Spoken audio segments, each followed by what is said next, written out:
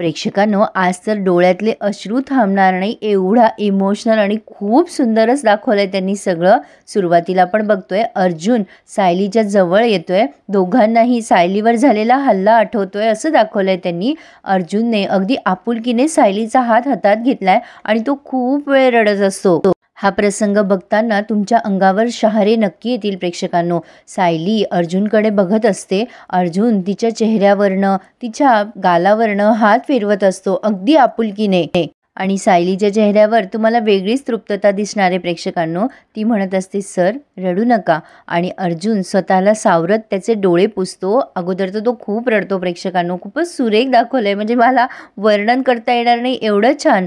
आता अर्जुन म्हणतो तुम्हाला आता बरं वाटतंय ना, ओके आहात ना तुम्ही, तुम्हाला खूप वीकनेस असेल नाही, तुम्हाला काही हवं नको असेल तर सांगा हां, मी आणतो तुमच्यासाठी जाऊन। सायली म्हणते मला काही नको आहे, मी बरी आहे। ती जरा वीक झालेली असते ना, त्यामुळे हळूहळू बोलत असते। अर्जुन म्हणतो तुम्हाला काय, तुम्ही बऱ्याच असाल, तुम्ही आरामात झोपून आहात ना, बाहेर कोणाची काय अवस्था झाली याने तुम्हाला काय फरक पडतोय, तुम्ही आरामात बेशुद्ध होतात इथे, बाहेर रडून रडून मम्माचे डोळे सुजलेत, अश्विन वेड्यासारखी धावपळ करतोय, कुसुमताईने सगळा राग माझ्यावर काढलाय, आणि मी, सायली म्हणते तुम्ही काय सर, तेव्हा अर्जुन म्हणतो मी देवासमोर जाऊन उभं राहिलो माहितीये, मी हात जोडले देवाजवळ, कॅन यू बिलीव्ह, मला फक्त ना तुम्ही बऱ्या व्हाव्या असं वाटत होतं, तुम्ही ना आता घरी चला, मग ना मी तुमच्याशी इतकं भांडीन ना की तुम्ही रडायला लागाल, बघा तुम्ही। आता सायली हळूच म्हणते सर तुम्ही आता पण माझ्याशी भांडतच आहात।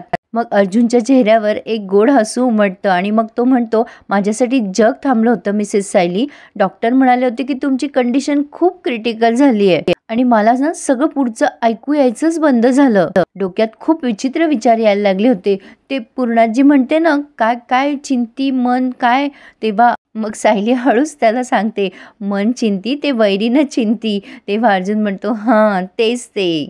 अशा वेळेला मन किती स्टुपिड होऊन जातं नाही, मला तर भीती वाटायला लागली होती, तुम्हाला काही झालं असतं तर मी कसा जगलो असतो। आता सायली म्हणते काय म्हणालात सर, काय म्हणालात तुम्ही, तेव्हा एकदम अर्जुन त्याचे वाक्य बदलवतो आणि म्हणतो नाही म्हणजे मला म्हणायचं होतं, अहो मी जगाला काय उत्तर दिलं असतं, तुमच्या त्या टेरर कुसुमताई त्यांनी माझा जीव घेतला असता। सायली म्हणते सर मी अगदी बरी आहे आता, आणि मी कुसुमताईंना सांगेन की तुझ्या चिडक्या बिब्याचा जीव नको घेऊस हां। अर्जुन हसतो आणि म्हणतो तुम्ही ना इम्पॉसिबल आहात, आणि पुढे आपण बघतोय नागराज आणि सुमन हॉस्पिटलमध्ये आलेत। नागराजला असं वाटतं सगळ्यांचे चेहरे गंभीर आहेत, आणि सायली गचकली आहे, तो मनातल्या मनात विचार करत असतो आता रडायला सुरुवात करायला हवी नागराज, असं तो मनातल्या मनातच बोलतोय। कल्पनाताई म्हणतात सुमन तुम्ही अगदी वेळेवर आलात बघ। आता लगेच नागराज म्हणतो काय झालं वहिनी, हे बघा जे काही झालं असेल ना ते खरं खरं सांगा, माझी सगळं ऐकायची तयारी आहे, मी माझं मन घट्ट केलंय। पण कल्पनाताई म्हणतात अहो भाऊजी मन कशासाठी घट्ट करताय, आनंदाची बातमी आहे। हे ऐकून तर नागराजचं तोंडच उतरलंय। रविराज म्हणताय अरे सायली शुद्धीवर आली आहे नागराज, अरे डॉक्टरांनी सांगितलंय ती आउट ऑफ डेंजर आहे आता। नागराज आणि प्रिया दोघंही एकमेकांकडे रडवेल्या चेहऱ्याने बघताय, पण इकडे सुमन बिचारी ती फार खुश होते, ती म्हणते खरंच मला माहित होतं आपल्या सायलीला काही होणार नाही, देवा तुझी कृपा अशीच राहू दे रे बाबा आमच्यावर। प्रेक्षकांनो मस्तच दाखवलंय त्यांनी आज। आता कल्पनाताई आणि सगळेच जण सायलीला भेटायला आलेत तिथे। कल्पनाताईंनी आईच्या मायेने तिच्या डोक्यावरनं हात फिरवलाय, गालावरनं हात फिरवलाय, सायलीला जरा रडू येतंय, आणि कल्पनाताईंना सुद्धा। सायली कल्पनाताईंना म्हणते आई तुम्ही रडू नका ना। कल्पनाताईच्या तोंडून सध्या तरी काहीच शब्द फुटत नाहीत। मग कुसुमताई जवळ बसते सायलीच्या, आणि सायलीच्या डोक्यावरनं हात फिरवते आणि म्हणते सायली अगं तुझ्या हल्ल्याचं कळलं ना तर पायाखालची जमीन कशी सरकतात ना हे कळलं ग मला बाळा, बरी आहेस ना ग सायली, तुला बघून जीवात जीव आला ग आता। आता कुसुमताई फार रडायला लागते, आणि सायलीला सुद्धा मग रडू येत असतं। मग सुमन म्हणते आम्हाला कळल्या आम्ही पण निघालो, आमचे हे घरी नव्हते। सुमन नेहमीप्रमाणे पल्लाळ बोलणार असते, पण रविराज म्हणतात हे बघ सुमन तिला आराम करू देते।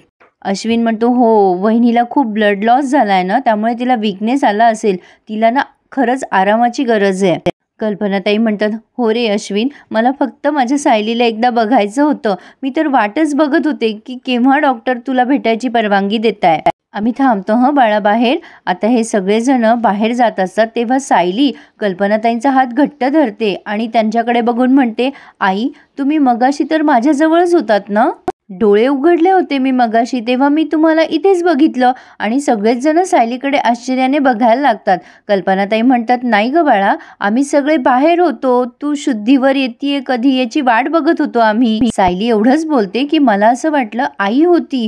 आई, आता पुढे ती काही बोलणार तेवढ्यात अश्विन म्हणतो, हे बघ वहिनी, जरा शांत हो, तुला ना मेडिसिन वगैरे चालू आहेत ना, त्यामुळे असे भास होऊ शकतात, तू आराम कर आता. चैतन्य म्हणतो, सायली वहिनी तू प्लीज लवकर बरी हो ग, तुझ्यावर झालेल्या हल्ल्यामुळे आमची अवस्था काय झाली आहे ना तुला माहित नाहीये. आता ही रडायला लागते कुसुमताई आणि म्हणते, तुला काही झालं असतं तर. सायली म्हणते, कुसुमताई मला कसं काय होईल ग, तुम्ही सगळे माझ्यासाठी प्रार्थना करत होता ना, आणि आता तर माझी सगळी माणसं माझ्या जवळ आहेत. हो ना सर. आता ती रविराज सरांकडे बघून बोलतीये. रविराज सरांच्या डोळ्यातले अश्रू थांबत नाहीये. ती थँक्यू म्हणते रविराज सरांना आणि आपसुकच त्यांची पावलं सायलीकडे वळली आहे आणि त्यांनी सायलीच्या गालावरनं आणि डोक्यावरनं हात फिरवलाय. प्रेक्षकांना सायलीच्या डोळ्यातले अश्रू थांबतायत ना रविराज सरांच्या डोळ्यातले. खूपच सुंदर प्रसंग होता प्रेक्षकांनो आणि सगळ्यांनाच खूप समाधान वाटतंय. रविराज आणि सायलीचं नातं पूर्ववत झालंय हे दिसते तरी, पण इकडे मात्र शत्रूचे धाबे दणाणले आहेत. प्रिया नागराजला बाहेर ओरडत असते की तुम्हाला सांगितलं होतं ना मी की सायली प्रतिमाच्या मुलीसारखी वाटायला लागली, ही मला फक्त शंका होती, तर तुम्ही हल्ला केला तिच्यावर. बरं केला तर केला, नीट तर करायचा ना. आता त्या अर्जुनला कळलं ना की हा हल्ला कोणी केला तर पाणी मागाय पुरते पण आम्ही जिवंत नाही राहणार आहोत. आता लगेच नागराज महिपतवर खापर फोडतोय आणि म्हणतो, त्या महिपतमुळे झालंय, माझ्यामुळे काही झालेलं नाहीये प्रिया. त्या महिपतला ना एक काम धड करता येत नाहीये. फोन लाव त्याच्या पोरीला, त्याच्या पोरी समोर धिंडवडे काढतो त्याचे. प्रिया त्याच्यावर ओरडते, शांत बसा, आपण हॉस्पिटलमध्ये आहोत, मी लावते फोन साक्षीला. इकडे साक्षी सुद्धा अण्णावर ओरडत असते. साक्षी म्हणत असते अण्णाला, अण्णा तुमच्या माणसाचा अजून काही अपडेट नाहीये ना, हा प्लॅन तुम्हाला किती महागात पडेल ना याची कल्पना नाहीये तुम्हाला. अण्णा चिडतो साक्षीवर आणि म्हणतो, शुभ बोल नारी, आता म्हणजे मांडवाला आग लागली. ती सायली खपली असाल असं बोल. पण तेवढ्यात प्रिया फोन करते आणि साक्षीला सांगते की आपल्याला जी भीती होती ना तेच झालंय, सायली शुद्धीवर आली आणि खणखणीत बरी पण होणार आहे ती. साक्षी म्हणते, काय बोलतेस तू, थांब जरा, स्पीकरवर फोन केलाय, मोठ्याने बोल, म्हणजे अण्णांना कळलं पाहिजे की त्यांचा प्लॅन किती सुपिरियर आहे. बोल पुन्हा एकदा जे आता बोललीस ते. मग प्रिया पुन्हा सांगते की डॉक्टरांनी सांगितलंय की त्या सायलीच्या जीवाला धोका नाहीये. त्या सायलीचं ब्लड ग्रुप इतकं रेअर होतं ना की कोण कुठली बाई कुठून मध्ये टपकली कोणास ठाऊक आणि तिला रक्त देऊन गेली. आता ती सायली रिकवर झालीये, आता तिचं आयुष्य वाढणार आहे आणि आपलं संपणार आहे आणि अर्जुन स्वतः ते संपवणार आहे. पण नागराज आता महिपतवर ओरडतो, महिपत मी ना तुला तिथे येऊन मारणार आहे. तिकडनं प्रिया ओरडत असते त्याच्यावर शांत बसा म्हणून. साक्षी म्हणते, ऐकलं ना अण्णा, हे प्रकरण किती अंगाशी येणार आहे आपल्या, हे वेगळं सांगायला नको तुम्हाला. आता हे सगळं कसं निस्तरणार आहोत आपण.